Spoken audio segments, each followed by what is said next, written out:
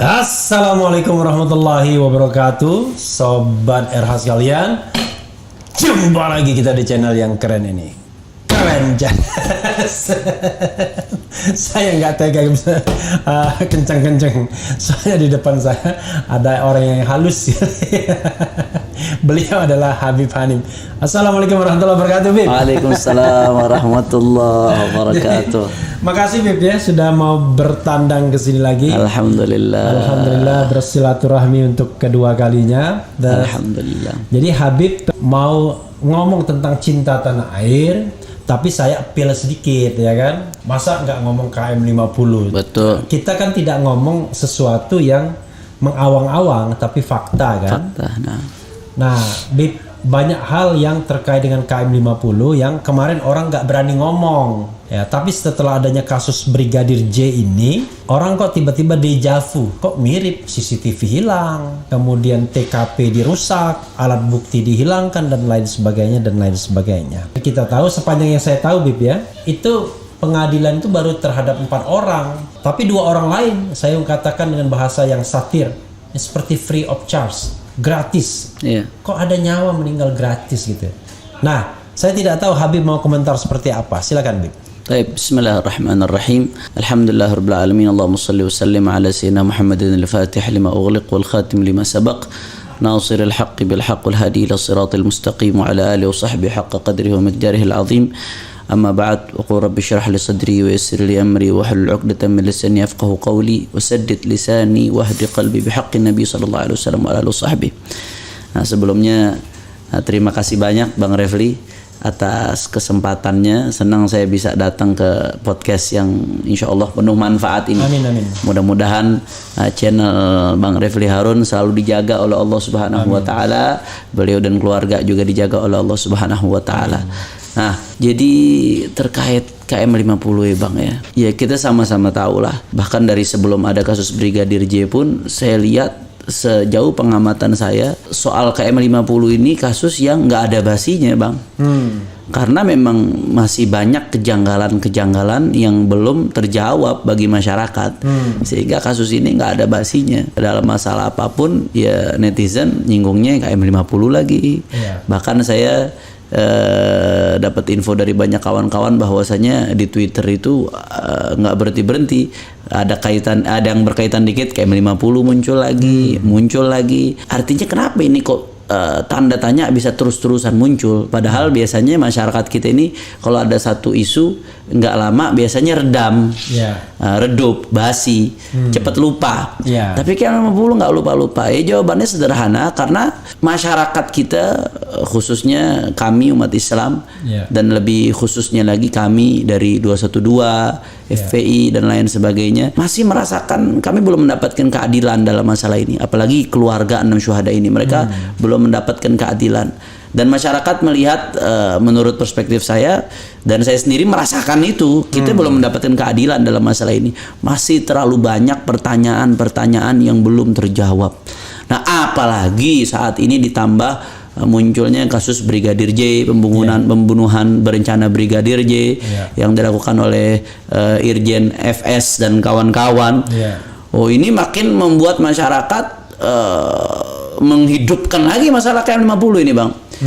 Karena banyak yang dirasa sama kejanggalan-kejanggalannya, mulai dari konversi pers yang dilakukan oleh polisi, yang kemudian kronologi yang dijelaskan ini inkonsisten, berubah-berubah, sampai akhirnya sekarang berbalik ke kubu Freddy Sambo. Dari mereka memposisikan diri sebagai korban, sampai sekarang, sampai update tersore hari ini, istrinya pun akhirnya jadi tersangka.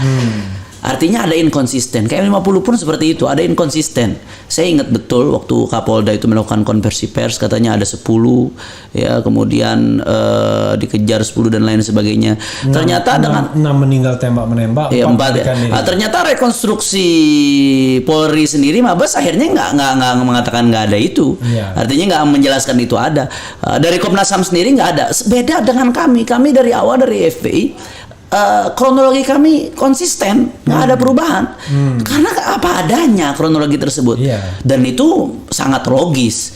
Dan tidak ada yang mempersoalkan soal hoax gitu ya. Iya, karena kronologinya jelas. Soalnya saya ingat press conference pertama 6 mati tembak menembak, ya kan, tegas terukur gitu kan. Iya. 4 melarikan diri. Betul, itu kan Dan dari bahkan- Kapolda Metro. Iya, dan bahkan ada yang bilang 4 itu ada minta nanti kami bantu nyari yang 4 ya Iya. kan.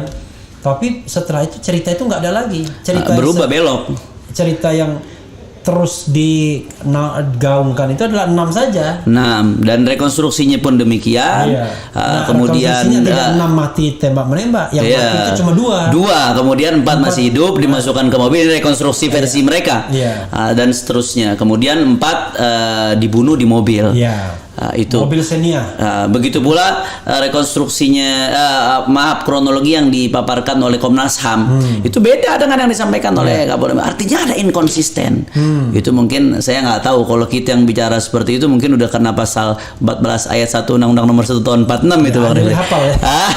Kebohongan yang menyebabkan keonaran di kalangan rakyat. Jadi gara-gara banyak yang begini-begini, 14 ayat 1 dan ayat 2 pasal 15 Iya. Undang-Undang 1 1946. Tapi makanya saya katakan this is the momentum ya, momentum untuk kita ya buka-bukaan lah sedikit. Karena kan utang sejarah kita juga Bib ya. Betul Bang. Artinya gini, kita sebagai bagian dari masyarakat yang paham bahwa ini nggak adil. Betul. Coba bayangkan, saya membayangkan ibu dan ayah Brigadir Joshua itu. Betapa sakitnya pilunya kehilangan anak. Betul. Ya kan? Hal yang sama kan terjadi juga dengan Betul. dengan 6 orang syuhada itu kan. Ayah ibunya seperti apa, sama juga. Betul Bang. Iya, dan itu Bang Refli tadi satu titik-titik persamaannya dari segi inkonsisten ketika menyampaikan kronologi sampai akhirnya terbongkar. Cuman kan bedanya ya tentunya kasus Brigadir J juga sampai sekarang masih timbul tanda tanya apa yang sebenarnya terjadi. Iya. Tapi kan kalau KM50 menurut pandangan saya cenderung lebih mandak, lebih eksklusif, lebih tertutup. Iya. Kemudian yang kedua di antara titik kesamaannya ya yang terbunuhnya sama-sama dilaporkan, bahkan di KM50 sampai ditersangkakan. Iya. Kemudian Itu mau niru KM50 skenario awalnya.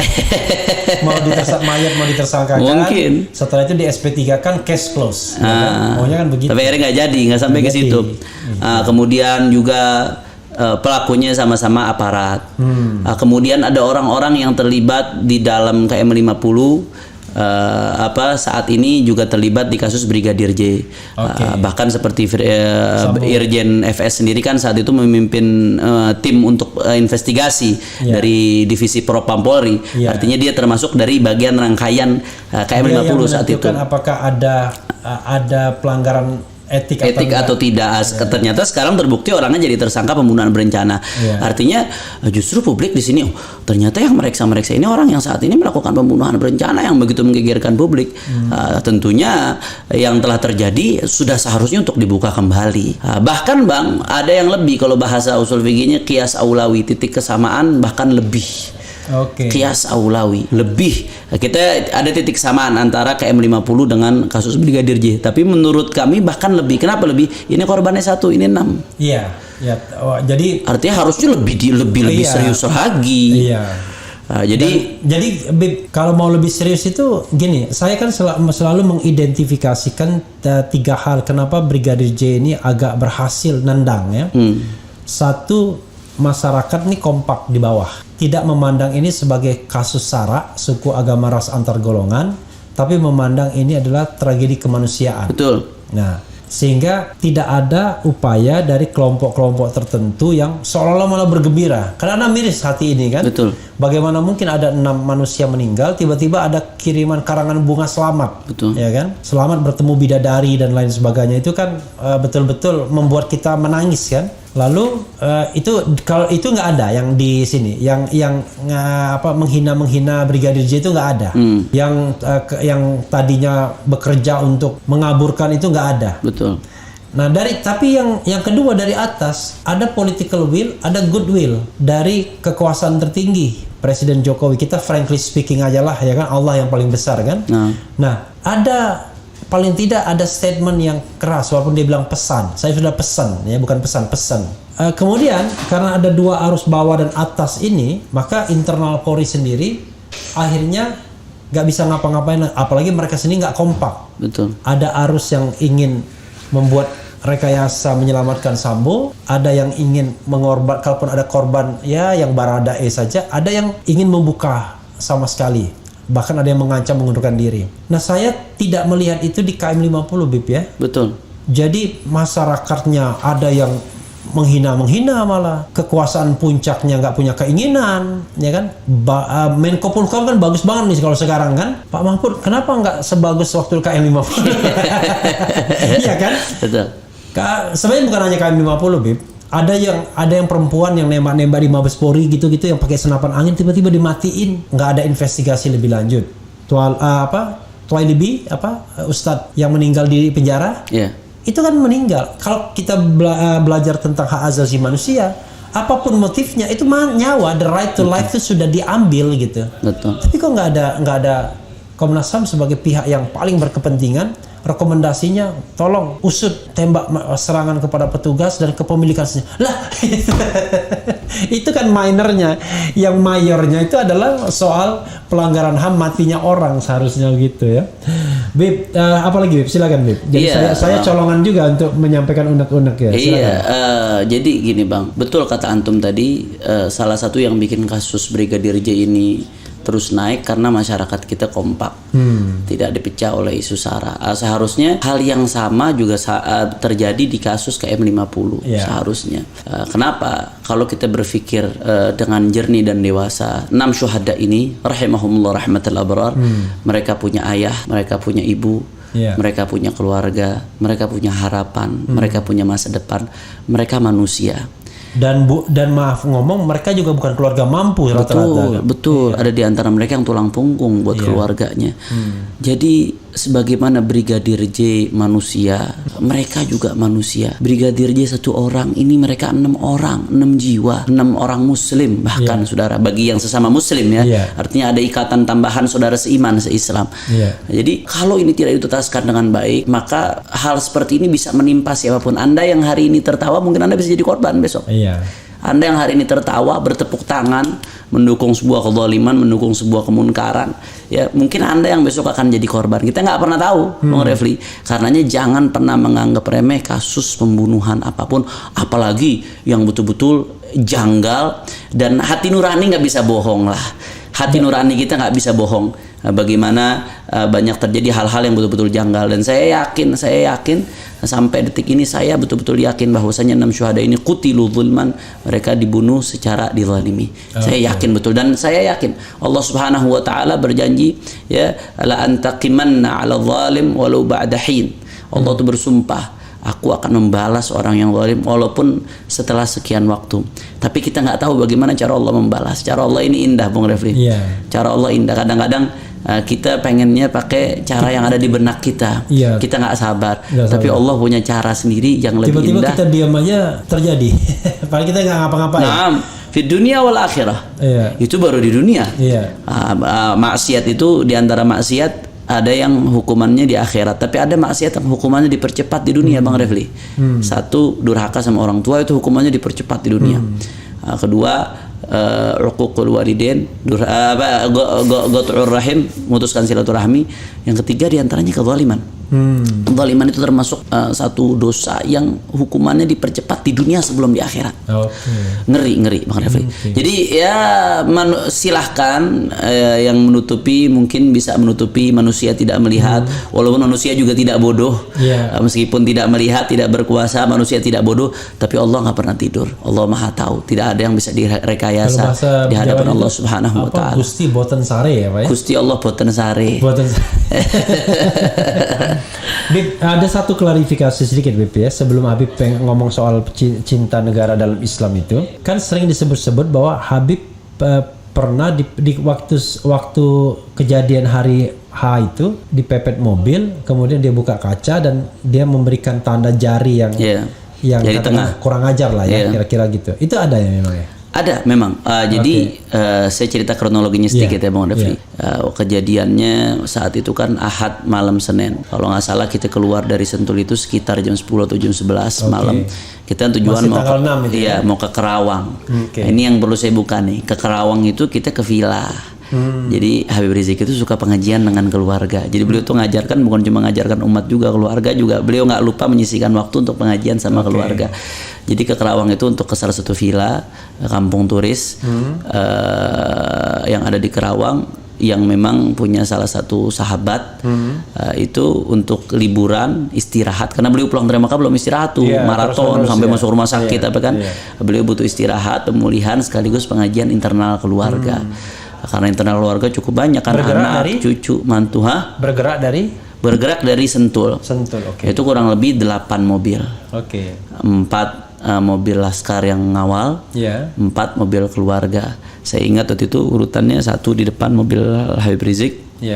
Jadi paling depan sekali mobil laskar, 2 mobil Habib Rizik, 3 mobil saya, sama istri saya, sama anak saya, sama ada pembantu saat itu. Kemudian belakang lagi 2 belakang saya ini mobil, ada salah satu ustadz keluarga yang ikut dari di Mekah, Ustadz Hakim. Kemudian sama kakak ipar saya dengan suaminya, dengan anaknya, dengan pembantunya juga. Belakangnya lagi 3 mobil, 1 mobil laskar yang nempel dengan rombongan 4 ini, 2 yang agak di belakang. Nah, 2 ini yang akhirnya kejar-kejaran itu, yang terpisah. Nah, singkat cerita, ketika keluar dari Sentul memang kita sengaja malam hari saat itu untuk ngindarin kemacetan. Karena kan dari Bogor ke arah Kerawang itu biasanya suka macet, Bung Refli, lagi di Cikunir itu kan, lewat lingkar luar tuh. Nah, seingat saya saat itu ya udah mulai ada gerak-gerik yang mencurigakan dari di Sentul, karena ada mobil yang standby aja depan perumahan di Sentul itu. Karena perumahan Sentul ini, Bung Refli, baru Habib Rizik itu nabung untuk nyicil itu untuk rumah pribadi. Jadi supaya kalau di Petamburan sudah terlalu banyak tamu, di Megamendung terlalu banyak tamu, beliau pengen ada rumah yang beliau bisa tenang sama anak istri. Tidak untuk terima tamu, tidak terima tamu. Dan orang belum tahu beliau punya rumah di Sentul baru setelah, dan itu beliau baru nempatin setelah pulang dari Saudi. Udah lama beliau nyicil untuk rumah itu, nabung uang nyicil pelan-pelan itu lama untuk punya rumah di Sentul itu. Artinya memang beliau sendiri baru nempatin. Keluarga jauh pun itu belum tahu beliau punya rumah di Sentul. Kalau keluarga dekat mungkin tahu, adik kakak beliau. Tapi keluarga jauh tuh banyak yang belum tahu dan belum pernah ke rumah Sentul tersebut. Jadi aneh kalau tahu-tahu kok ada yang ngikutin di situ, ada drone muter-muter di situ, berarti kan ada yang punya kuasa lebih untuk menjangkau itu. Nah, jadi kita keluar dari Sentul, saya ingat malam itu kejadian penembakan kan dini hari Senin. Dini hari tanggal 7 ya. Saya ingat 7 ya itu ya. 7, karena itu ulang tahun pernikahan saya. Tanggal 7 Desember. Dini hari. Jadi kita jam 11, masih tanggal 6 berarti. Kita keluar jam 10 atau jam 11. Itu udah ada yang mencurigakan, kita dapat info dari security, dari apa, bosnya ada yang standby di situ. Nah, keluar dari Sentul itu mulai kita merasa ada yang mengikuti. Plat-platnya disebutkan semua di kronologi gitu tuh. Walaupun setelah dicek ternyata plat-plat itu nggak ada. Plat palsu semua. Plat palsu ternyata setelah ada yang cek. Nah, itu aja sudah indikasi kan? Indikasi kuat. Dan nggak ada yang pakai seragam, Bung Refli. Tidak ada satupun yang pakai seragam. Kita ingat betul saat itu. Kalau ada seragam aparat ya kita tanya baik-baik, ada apa, diikuti. Karena simpel. Nah, kalau nggak ada yang pakai seragam, siapa ini? Nah, kemudian begitu jalan, kita kan kalau dari arah Bogor mau ke jembatan layang itu MBZ, itu kan lewat tol Cikunir apa kok. Dari hari pembalasan engkau bisa bawa mata air kebaikan. Assalamualaikum warahmatullahi wabarakatuh, Sobat RH sekalian. Jumpa lagi kita di channel yang keren ini. Keren saya nggak tega bisa kenceng-kenceng, soalnya di depan saya ada orang yang halus. Beliau adalah Habib Hanif. Assalamualaikum warahmatullahi wabarakatuh, Bib. Waalaikumsalam warahmatullahi wabarakatuh. Makasih, Bib, ya sudah mau bertandang ke sini lagi. Alhamdulillah bersilaturahmi untuk kedua kalinya. Dan kita mau ngomong tentang cinta tanah air, tapi saya appeal sedikit, ya kan?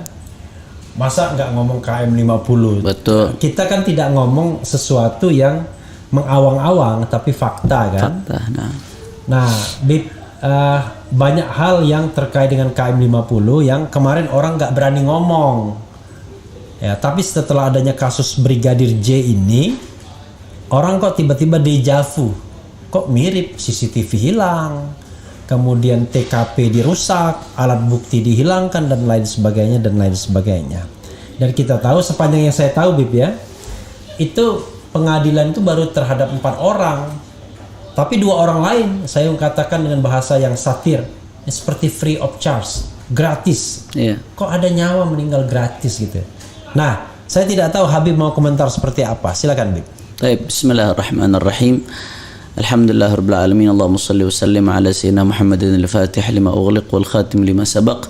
ناصر الحق بالحق والهادي إلى الصراط المستقيم وعلى آله وصحبه حق قدره ومقداره العظيم أما بعد وقل رب اشرح لي صدري ويسر لي أمري واحلل عقدة من لساني يفقهوا قولي وسدد لساني واهد قلبي بحق النبي صلى الله عليه وسلم وعلى آله وصحبه. Nah, sebelumnya terima kasih banyak Bang Refli atas kesempatannya. Senang saya bisa datang ke podcast yang insya Allah penuh manfaat ini. Amin, amin. Mudah-mudahan channel Bang Refli Harun selalu dijaga oleh Allah Subhanahu wa taala. Beliau dan keluarga juga dijaga oleh Allah Subhanahu wa taala. Nah, jadi terkait KM 50 ya Bang ya. Ya kita sama-sama tahu lah. Bahkan dari sebelum ada kasus Brigadir J pun saya lihat sejauh pengamatan saya soal KM 50 ini kasus yang nggak ada basinya Bang. Karena memang masih banyak kejanggalan-kejanggalan yang belum terjawab bagi masyarakat. Sehingga kasus ini nggak ada basinya. Dalam masalah apapun ya netizen nyinggungnya KM 50 lagi. Bahkan saya dapat info dari banyak kawan-kawan bahwasanya di Twitter itu nggak berhenti-berhenti, ada yang berkaitan dikit KM 50 muncul lagi. Artinya kenapa ini kok tanda tanya bisa terus-terusan muncul, padahal biasanya masyarakat kita ini kalau ada satu isu nggak lama biasanya redup, basi, cepat lupa. Tapi KM 50 nggak lupa-lupa. Jawabannya sederhana, karena masyarakat kita, khususnya kami umat Islam dan lebih khususnya lagi kami dari 212, FPI dan lain sebagainya, masih merasakan kami belum mendapatkan keadilan dalam masalah ini. Apalagi keluarga 6 syuhada ini, mereka belum mendapatkan keadilan. Dan masyarakat melihat, menurut perspektif saya dan saya sendiri merasakan itu, kita belum mendapatkan keadilan dalam masalah ini. Masih terlalu banyak pertanyaan-pertanyaan yang belum terjawab. Nah, apalagi saat ini ditambah munculnya kasus Brigadir J, pembunuhan berencana Brigadir J yang dilakukan oleh Irjen FS dan kawan-kawan. Oh, ini makin membuat masyarakat menghidupkan lagi masalah KM 50 ini Bang. Karena banyak yang dirasa sama kejanggalan-kejanggalannya. Mulai dari konversi pers yang dilakukan oleh polisi, yang kemudian kronologi yang dijelaskan ini inkonsisten, berubah-berubah, sampai akhirnya sekarang berbalik ke kubu Freddy Sambo. Dari mereka memposisikan diri sebagai korban, sampai sekarang, sampai update tersore hari ini, istrinya pun akhirnya jadi tersangka. Artinya ada inkonsisten. KM 50 pun seperti itu, ada inkonsisten.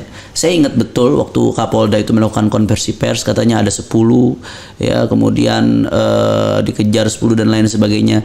Ternyata dengan 6 meninggal tembak-menembak, 4 ya. Ternyata rekonstruksi Polri sendiri, Mabes akhirnya nggak mengatakan nggak ada itu.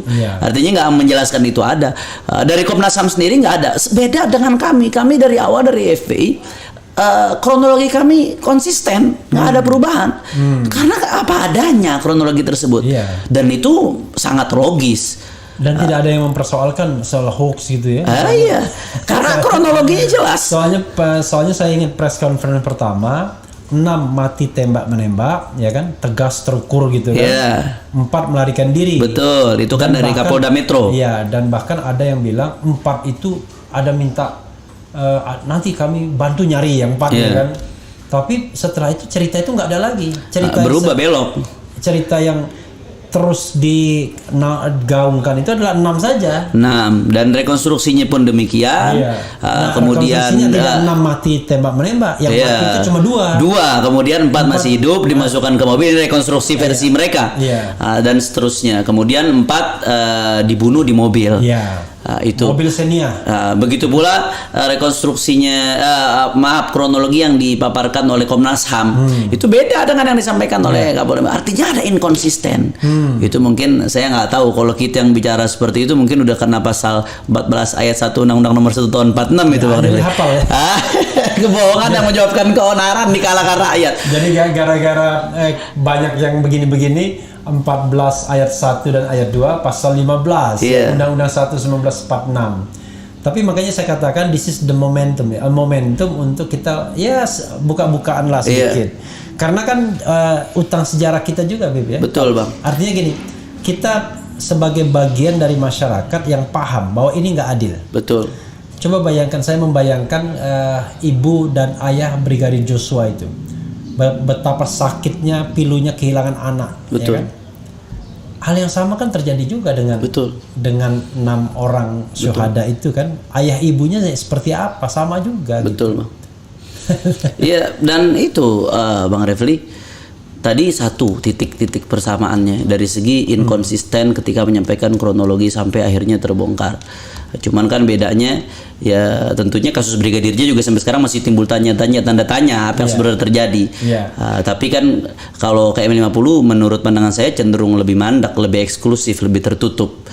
Kemudian yang kedua di antara titik kesamaannya ya yang terbunuhnya sama-sama dilaporkan. Bahkan di KM50 sampai ditersangkakan.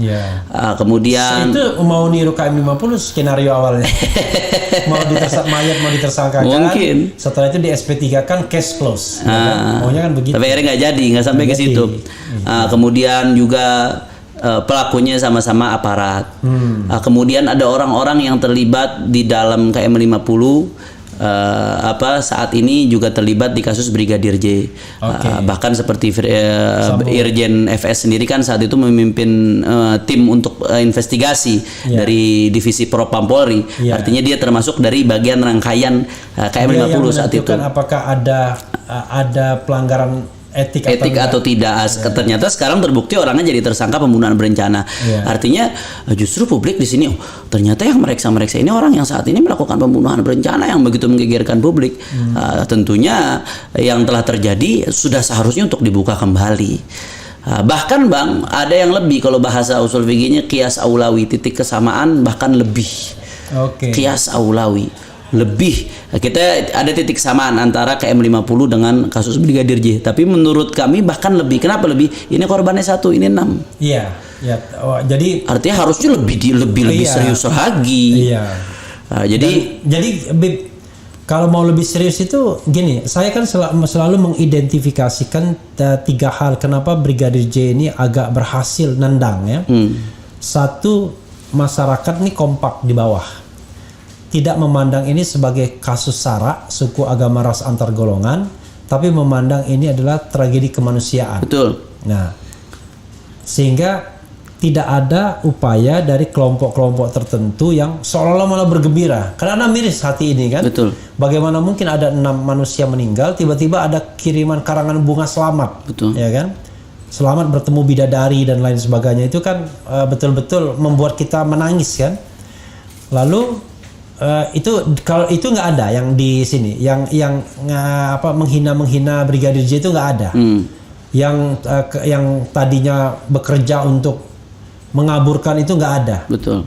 Nah tapi yang kedua dari atas ada political will, ada goodwill dari Presiden Jokowi. Kita frankly speaking aja lah ya kan, Allah yang paling besar kan. Ada paling tidak ada statement yang keras walaupun dia bilang pesan. Saya sudah pesan ya, bukan pesan.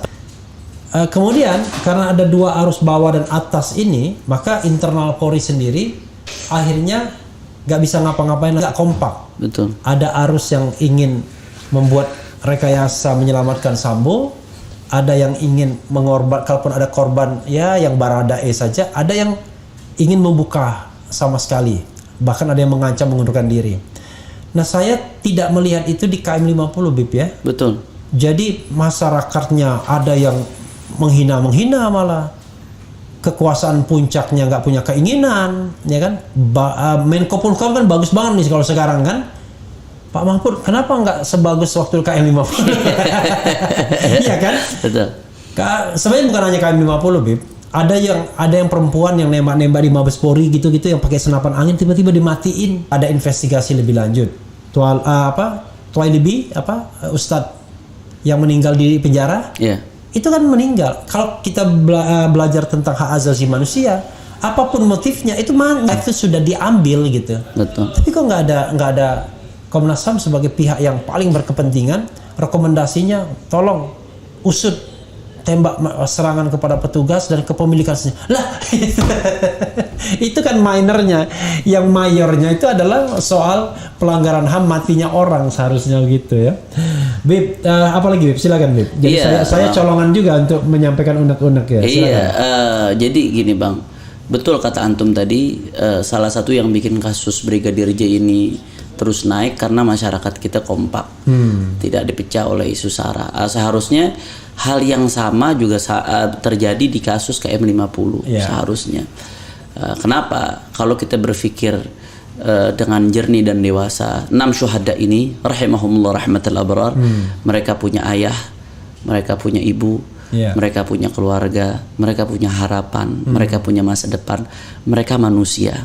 Dan maaf ngomong, mereka juga bukan keluarga mampu rata-rata. Betul. Ada di antara mereka yang tulang punggung buat keluarganya. Jadi sebagaimana Brigadir J manusia, mereka juga manusia. Brigadir J 1 orang, ini mereka 6 orang, 6 jiwa, 6 orang muslim bahkan saudara, bagi yang sesama muslim ya. Artinya ada ikatan tambahan saudara seiman, seislam. Jadi kalau ini tidak ditutaskan dengan baik, maka hal seperti ini bisa menimpa siapapun. Anda yang hari ini tertawa, mungkin Anda bisa jadi korban besok. Anda yang hari ini tertawa, bertepuk tangan, mendukung sebuah kezaliman, mendukung sebuah kemunkaran, ya mungkin Anda yang besok akan jadi korban. Kita nggak pernah tahu, Bang Refli. Karenanya jangan pernah menganggap remeh kasus pembunuhan apapun, apalagi yang betul-betul janggal, dan hati nurani nggak bisa bohong lah. Hati nurani kita nggak bisa bohong. Bagaimana banyak terjadi hal-hal yang betul-betul janggal, dan saya yakin sampai detik ini saya betul-betul yakin bahwasanya 6 syuhada ini qutilu zulman, mereka dibunuh secara dizalimi. Saya yakin betul, dan saya yakin Allah Subhanahu wa taala berjanji ya, la antaqimanna 'ala zalim walau ba'da hin. Allah tuh bersumpah, aku akan membalas orang yang zalim walaupun setelah sekian waktu. Tapi kita nggak tahu bagaimana cara Allah membalas. Cara Allah ini indah, Bung Refli. Cara Allah indah. Kadang-kadang kita pengennya pakai cara yang ada di benak kita. Kita nggak sabar. Tapi Allah punya cara sendiri yang lebih indah. Tiba-tiba kita diam aja terjadi. Padahal kita nggak ngapa-ngapain. Naam, di dunia wal akhirah. Itu baru di dunia. Maksiat itu, diantara maksiat ada yang hukumannya di akhirat, tapi ada maksiat yang hukumannya dipercepat di dunia, Bang Refli. Satu, durhaka sama orang tua, itu hukumannya dipercepat di dunia. Kedua, uququl walidain, qat'ur rahim, memutuskan silaturahmi. Yang ketiga, di antara zaliman itu termasuk satu dosa yang hukumannya dipercepat di dunia sebelum di akhirat. Ngeri Bang Refli. Jadi ya silahkan yang menutupi mungkin bisa menutupi, manusia tidak melihat, walaupun manusia juga tidak bodoh. Meskipun tidak melihat, manusia tidak bodoh, tapi Allah nggak pernah tidur. Allah Maha tahu, tidak ada yang bisa direkayasa. Gusti boten sare ya, Pak. Sare.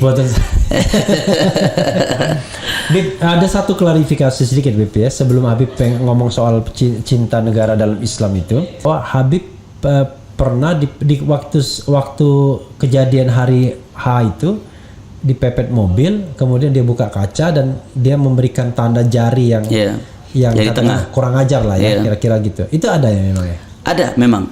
Jadi saya cerita kronologinya sedikit ya Bang Refli. Kejadiannya saat itu kan Ahad malam Senin. Kalau nggak salah kita keluar dari Sentul itu sekitar jam 10 atau jam 11 malam. Kita tujuan mau ke Kerawang. Ini yang perlu saya buka nih. Ke Kerawang itu Jadi Habib Rizik itu suka pengajian dengan keluarga. Jadi beliau tuh ngajarkan, bukan cuma ngajarkan umat juga, keluarga juga. Beliau nggak lupa menyisihkan waktu untuk pengajian sama keluarga. Jadi ke Kerawang itu untuk ke salah satu villa kampung turis yang ada di Kerawang, yang memang punya salah satu sahabat itu untuk liburan istirahat, karena beliau pulang dari Makkah belum istirahat tuh, maraton sampai masuk rumah sakit apa kan. Beliau butuh istirahat, pemulihan sekaligus pengajian internal keluarga. Karena internal keluarga cukup banyak kan tuh. Bergerak dari Sentul. Itu kurang lebih 8 mobil. 4 mobil laskar yang ngawal, 4 mobil keluarga. Saya ingat waktu itu urutannya 1 di depan mobil Habib Rizik. Jadi paling depan sekali mobil laskar, 2 mobil Habib Rizik, 3 mobil saya sama istri saya sama ada pembantu saat itu.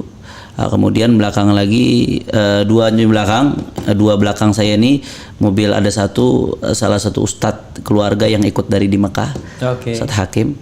Kemudian sama kakak ipar saya dengan suaminya, dengan anaknya, dengan pembantunya juga. Belakangnya lagi 3 mobil, 1 mobil laskar yang nempel dengan rombongan 4 ini, 2 yang agak di belakang. Nah, 2 ini yang akhirnya kejar-kejaran itu, yang terpisah. Nah, singkat cerita, ketika keluar dari Sentul memang kita sengaja malam hari saat itu untuk ngindarin kemacetan. Karena kan dari Bogor ke arah Kerawang itu biasanya suka macet, Bung Refli, apalagi di Cikunir itu kan lewat lingkar luar tuh. Nah, seingat saya saat itu ya udah mulai ada gerak-gerik yang mencurigakan dari di Sentul, karena ada mobil yang standby aja depan perumahan di Sentul itu. Karena perumahan Sentul ini, Bung Refli, baru Habib Rizik itu nabung untuk nyicil itu untuk rumah pribadi. Jadi supaya kalau di Petamburan sudah terlalu banyak tamu, di Megamendung terlalu banyak tamu, beliau pengen ada rumah yang beliau bisa tenang sama anak istri. Tidak terima tamu, Dan orang belum tahu beliau punya rumah di Sentul baru setelah, dan itu beliau baru nempatin setelah pulang dari Saudi. Udah lama beliau nyicil untuk rumah itu, nabung uang nyicil pelan-pelan itu lama untuk punya rumah di Sentul itu. Artinya memang beliau sendiri baru nempatin. Keluarga jauh pun itu belum tahu beliau punya rumah di Sentul. Kalau keluarga dekat mungkin tahu. Tapi keluarga jauh tuh banyak yang belum tahu dan belum pernah ke rumah Sentul tersebut. Jadi aneh kalau tahu-tahu kok ada yang ngikutin di situ, ada drone muter-muter, ada yang punya kuasa lebih untuk menjangkau itu. Nah, jadi saya ingat malam itu penembakan kan dini hari Senin.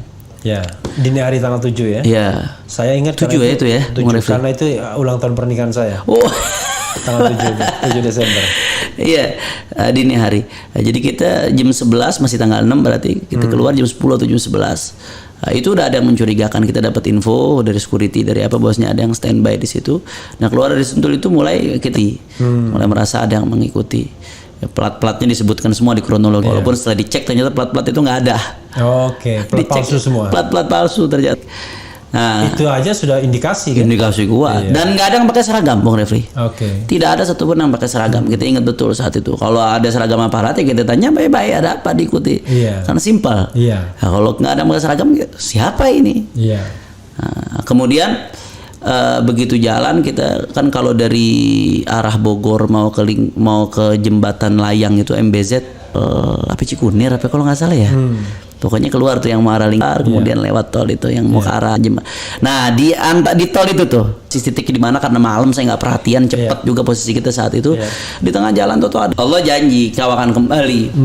Nah, dan itu terbukti Fathul Mekah, akhirnya Rasulullah kembali ke Mekah, berhasil menaklukkan Mekah walaupun Rasulullah balik lagi ke Madinah. Nah, menariknya kata ulama dari ayat ini, dari penafsirannya menunjukkan bahwasanya Rasulullah rindu kepada Mekah. Rindu lagi-lagi buah dari cinta. Nah, berarti Rasulullah cinta kepada Mekah. Mekah tanah airnya, berarti cinta tanah air dicontohkan oleh Rasulullah SAW. Ini dalil yang ketiga yang saya sebutkan. Kemudian yang keempat, di dalam tafsir Ruhul Bayan diriwayatkan Sayyidina Umar bin Khattab, Khalifah Sayyidina Umar yang kedua, radhiyallahu anhu. Sayyidina Umar pernah mengatakan, ya laula hubbul watan la kharuba baladus su, fa bihubbil awtan umiratil buldan. tanpa rasa cinta kepada tanah air, maka negara yang bobrok akan hancur. Artinya terlepas dari tentunya semua pertolongan Allah, tergantung rahmat Allah, pertolongan Allah, inayah Allah, ketaatan penduduk itu berpengaruh kepada makmurnya sebuah daerah dan lain sebagainya. Tapi kita bicara salah satu sebab yang paling kuat menopang berjalannya sebuah bangsa itu rasa cinta kepada tanah air. Makanya kata Sayyidina Umar bin Khattab, fa bihubbil awtan umiratil buldan, dengan cinta kepada tanah air Allah memakmurkan negara-negara. Negara-negara bisa makmur karena warganya cinta tanah air. Karena cinta akhirnya dia ikut terbangun untuk mendorong tanah airnya. Masya Allah, jazakumullah khair. Nah, jadi beliau sendiri mengatakan salah satu faktor yang bisa membuat terbangunnya sebuah negara rasa cinta masyarakat kepada negaranya, kepada tanah airnya. Nah, kemudian mungkin ada yang bertanya, Habib, kenapa nggak bawa hadis hubul watan minal iman? Kan katanya banyak yang itu hadis Nabi mengatakan hubul watan minal iman. Nah, ini perlu saya jelaskan nih Bung Refli ya. Kita bicara disiplin ilmu hadis. Al-Imam Al-Ajaluni dalam kitabnya Kashful Khafa wa Muzilil Ilbas fi mashtahara ala alsinatin nas, beliau ahli hadis. Setelah diteliti ternyata ini bukan hadis ungkapan ini. Itu ungkapan Rasulullah nggak pernah mengucapkan hubul watan minal iman. Jadi nggak boleh kita nisbatkan kepada Rasulullah apa yang Rasulullah tidak katakan. Tapi menariknya ulama mengatakan meskipun Rasulullah nggak mengatakan itu, lakin ma'nahu sahih, substansinya benar. Jadi yang nggak boleh itu penisbatannya kepada Rasulullah. Karena Rasulullah substansi nggak salah. Substansinya betul. Secara agama hubul watan, cinta tanah air, bagian daripada iman. Ulama membenarkan. Mungkin Substansinya sama ini ya, makanlah sebelum lapar, berhentilah sebelum kenyang. Katanya bukan hadis. Diperdebatkan apakah itu hadis atau bukan, tapi substansinya bisa dikatakan benar. Nah, karena kan terlalu kenyang nggak bagus, terlalu lapar juga nanti sakit mah kalau terlambat. Nah, jadi ini bukan hadis, nggak boleh kita mengatakan Rasulullah bersabda.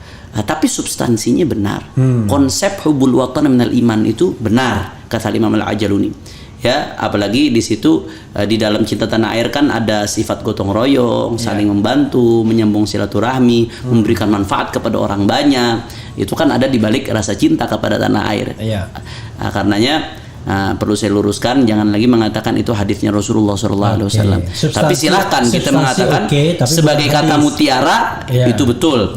Hubbul watan minal iman, cinta tanah air adalah bagian daripada iman. Jadi apa yang tadi saya sebutkan, ya mulai hadis tentang permulaan wahyu, kemudian hadis Rasulullah sampai ke Madinah bergegas karena rindunya, kemudian bagaimana ketika Rasulullah hijrah, Rasulullah rindu kepada Mekah yang menunjukkan cinta. Sayyidina Umar mengatakan pentingnya cinta tanah air.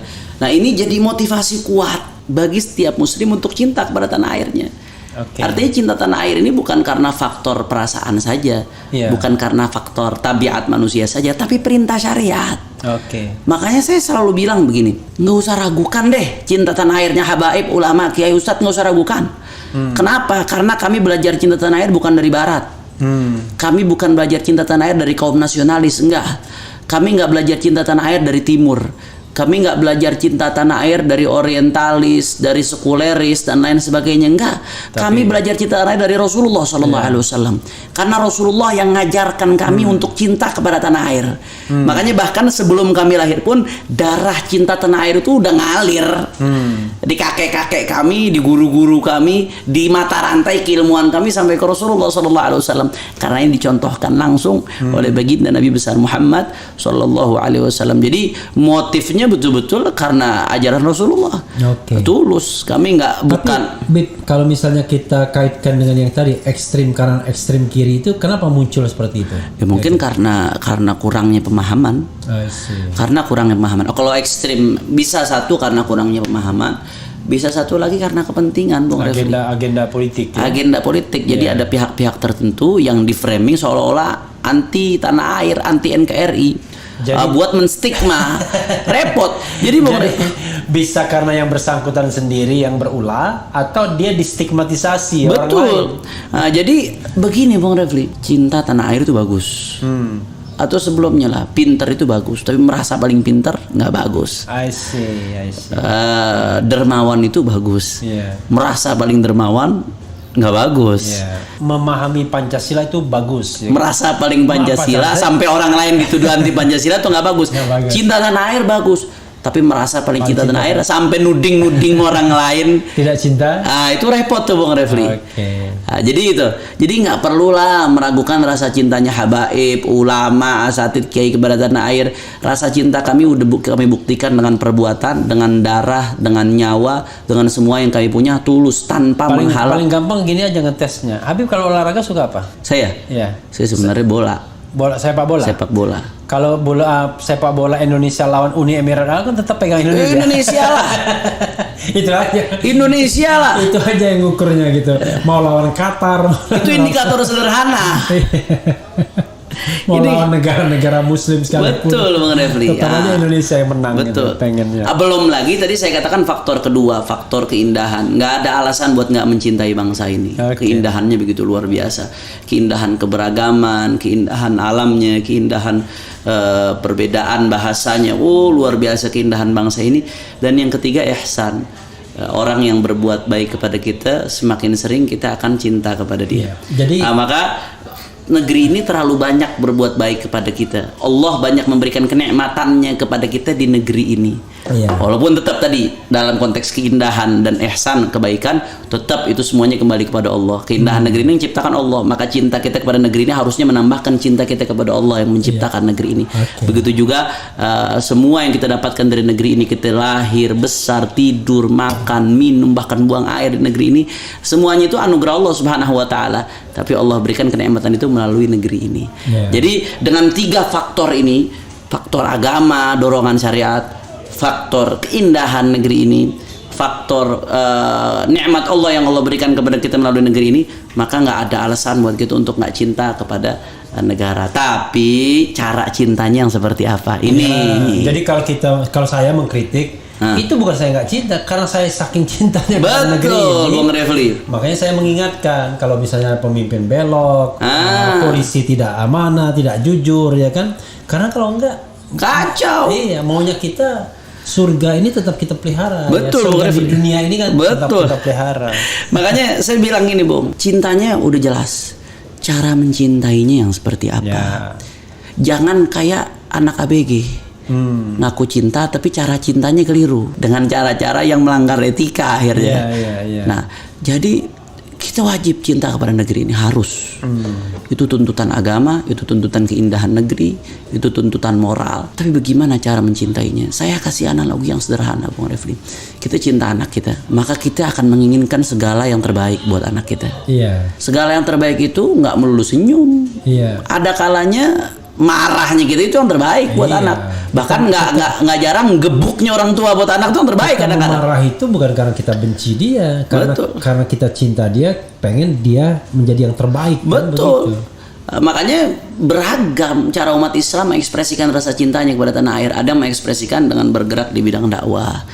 Itu kan bagian dari membangun bangsa, menghidupkan syiar. Semakin tinggi kesadaran beragama umat di negeri ini, semakin baik perilaku mereka. Semakin baik perilaku mereka, akhlaknya, semakin baik bangsa ini. Ada yang mengekspresikannya dengan cara apa? Ngeberantas hama. Iya. Nah, kalau anak kita mabok, minum minuman kerasnya, kita marah karena sayang. Iya. Nah, begitu pula di negeri ini, begitu ada berbagai kemungkaran, korupsi, kezaliman, tumpang tindih daripada atau kesenjangan sosial. Ini kan kemungkaran semuanya. Iya. Minuman keras, judi, prostitusi dan lain sebagainya. Maka harusnya kalau kita cinta jangan diem dong. Iya. Jangan bungkam dong. Kalau diam itu namanya cuek, tidak Cuek, cinta. nggak cinta. Itu seperti kita lihat anak tetangga, itu bukan urusan saya. Tapi anak sendiri ya nggak boleh. Betul. Nah, jadi jangan orang yang ngeritik rezim terus dibilang anti tanah air. Nah, ini keliru. Rezim dan negara ini dua hal yang berbeda. Rezim dan tanah air dua hal yang berbeda. Jadi saya sudah bilang begini, Bib. Orang yang tidak cinta tanah air itu adalah orang yang mencari keuntungan dari ketidakbenaran. Setuju. Gitu. Setuju. Makanya walaupun ngomong cinta tanah air sampai mulut berbusa, ya, tapi kalau korupsi itu bohong namanya cinta tanah air. Dusta. Ngomong cinta tanah air, wah ditempel di mana-mana bikin baleho, ditayangkan oleh berapa juta orang nonton di ngomong cinta tanah air. Tapi kezaliman dilakukan, penegakan hukum nggak dilakukan dengan baik, dusta namanya. Iya, dusta namanya. Bohong. Jadi kalau seorang pemimpin mau cinta tanah air itu dia harus adil. Betul. Karena adil itulah yang membuat dia masuk surga. Nah, Silakan Habib closing statement closingnya. Karena di sini closing statement itu nggak dibatasi. nah, insya Allah mudah-mudahan ya negeri kita dijaga oleh Allah. Di HUT Republik Indonesia yang ke-77, mudah-mudahan Indonesia dijaga oleh Allah. Dan sekali lagi saya ingatkan, jangan pernah meragukan rasa cinta tanah air yang ada pada ulama, para habaib, para kiai, para asatid, santri dan umat Islam. Karena kami cinta tanah air belajar dari Nabi Muhammad SAW.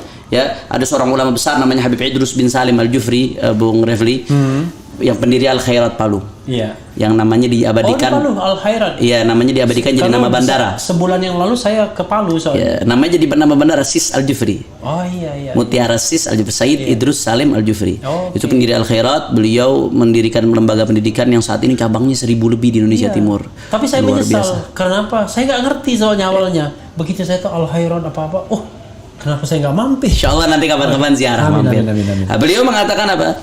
Kullu ummatin laha ramzu izzin wa ramzu izzina al-hamra wal bayda'u. Jadi ketika waktu itu Indonesia memproklamirkan kemerdekaan, beliau mengubah syair.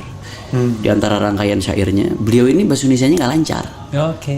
Tapi cintanya sama Indonesia luar biasa karena beliau udah nganggap Indonesia sebagai tanah airnya. Walaupun beliau kelahiran di Hadramut Yaman. Beliau nulis syair yang diabadikan sampai saat ini, kullu ummatin laha ramzu izzin.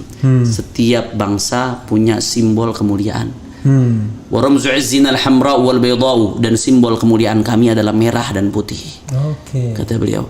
Artinya warna merah dan putih itu harusnya bukan sekedar warna tapi ada pesan di balik itu. Merah artinya darah, putih artinya tulang.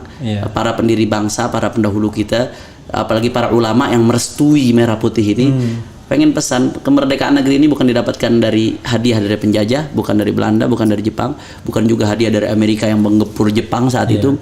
Kemerdekaan Republik ini adalah hasil jerih payah para syuhada, para ulama, ya, para pejuang yang menumpahkan darah mereka yang merah dan mematahkan tulang mereka yang putih untuk memerdekakan bangsa ini. Karenanya kita sebagai generasi penerus jangan durhaka kepada mereka. Iya. Sebagaimana dulu mereka sampai berdarah-darah, sampai patah tulang buat memerdekakan bangsa ini, maka kita ya nggak boleh lengah. Tunjukkan rasa cinta kita dengan menjaga negeri ini, menjaga, menumbuh suburkan setinggi-tingginya akhlak yang mulia, ya, revolusi akhlak. Sebarkan akhlak yang baik sebanyak mungkin dan lawan segala keburukan dari negeri kita. Jangan biarkan ada kemaksiatan, kemunkaran, kezaliman, dan segala penyakit masyarakat. Nah, ulama-ulama yang keras terhadap itu, tegas, nggak lain dan bukan ini rasa cintanya kepada tanah air. Nah, bahkan mereka rela berkorban. Harus ada risiko yang dihadapi ketika tegas melawan kezaliman, kemunkaran. Harus ada risiko yang dihadapi, tapi mereka nggak peduli. Karena kenapa? Karena ini rasa cinta tanah air yang diperintahkan oleh syariat, yang dituangkan dalam bentuk amar ma'ruf nahi munkar. Nah, jadi itu Bung Refli. Insya Allah mudah-mudahan Indonesia dijaga oleh Allah, dimenangkan oleh Allah, para ulama-ulama kita dijaga oleh Allah. Dan doakan juga Habib Rizik Syihab yang baru bebas bersyarat. Amin. Jadi beliau baru bebas bersyarat sampai tahun depan, ya? Sampai Juni 2024. 2024. Oh, 2024. Iya. Oke. Iya, karena kan beliau 2/3 menjalani, sisa setahunan lah kalau nggak salah ya. Nah, tapi kalau bebas bersyarat saya nggak ngerti aturannya itu ada tambahan setahun seperti apa. Kalau tidak salah sampai Juni 2023 tidak melakukan pelanggaran apapun, itu bebas. Oh, sudah bebas. Oh, aturannya seperti itu. Tapi kalau misalnya dia dianggap melakukan pelanggaran, maka dia masuk lagi sampai 2024. Oh, seperti itu. Jadi ya harus aman sampai Juni 2023. Makanya doakan. Doakan ini. Amin. Beliau juga kan belum bisa keluar kota karena kan syaratnya keluar kota harus dapat izin Bapas. Katanya kalau melanggar hukum ini luas sekali. Salah satu syaratnya nggak boleh melanggar hukum. Iya, dan itu kadang-kadang subjektivitas penegak hukum aja. Iya, ada ungkapan yang menarik. Semua orang sama di mata hukum. Kecuali. Tapi nggak semuanya sama di mata penegak hukum. Oh. Udah dibuat quotes itu. Luar biasa ya. Semuanya di mata penegak hukum yang tidak sama. Iya. Ya, terima kasih banyak Habib Hanif ya.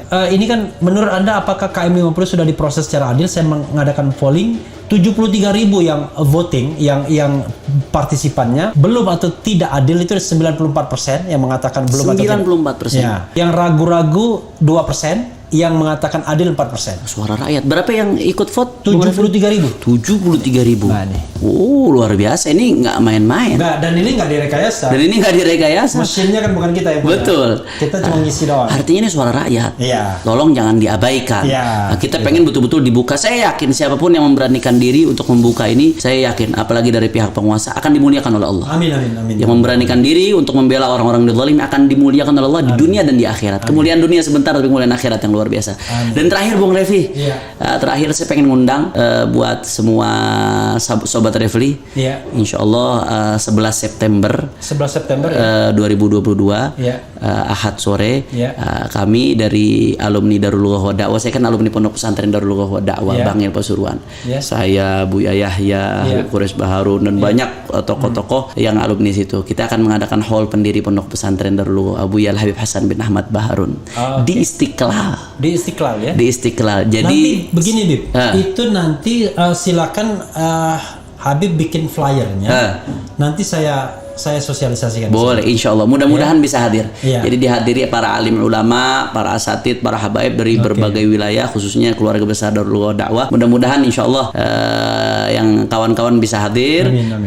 mendapat keberkahan dari Abu Yal Habib Hasan bin Ahmad Baharun sebagai tokoh yang sangat perhatian dalam pendidikan, yang santrinya saat ini dari Sabang sampai ke Merauke, kemudian juga dalam pengembangan bahasa Arab. Insya Allah mudah-mudahan kita dapat keberkahannya. Jadi Ahad 11 September 2022 datang sebelum maghrib di Istiqlal. oke, Jadi Istiqlal. maghrib kita mulai, mudah-mudahan bisa masuk. Kalau sebelum maghrib insya Allah masih bisa masuk, insya Allah. Oke. Ya, saudara sekalian, mudah-mudahan ini bukan kali yang terakhir Habib ke sini karena hal yang baik harus kita syiarkan. Wassalamualaikum warahmatullahi wabarakatuh. Waalaikumsalam warahmatullahi wabarakatuh.